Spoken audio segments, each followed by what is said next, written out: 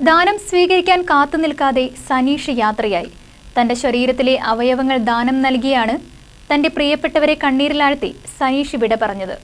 സനീഷിന്റെ വൃക്ക മാറ്റിവെക്കൽ ശസ്ത്രക്രിയ നടത്താനായി പൊതുപ്രവർത്തകർ പണം സ്വരൂപിക്കുന്നതിനിടയിലാണ് ആ ദുഃഖവാർത്ത എത്തിയത്. ഇരുവൃക്കകളും തകരാറിലായി ചികിത്സയിലിരുന്ന പൈങ്ങോട്ടൂർ പാറയ്ക്കൽ വീട്ടിൽ സനീഷ് മരണത്തിന് കീഴടങ്ങി. നിർധനനായ സനീഷിന്റെ വൃക്കമാറ്റിവെക്കൽ ശസ്ത്രക്രിയ നടത്താനായി പ്രദേശത്തെ പൊതുപ്രവർത്തകർ വൃക്കദാതാവിനെ കണ്ടെത്തിയിരുന്നു. പക്ഷേ ശസ്ത്രക്രിയയ്ക്കുള്ള പണം സ്വരൂപിക്കുന്നതിനിടയിൽ അസുഖം മൂർച്ഛിച്ച് സനീഷ് മരണത്തിന് കീഴടങ്ങി.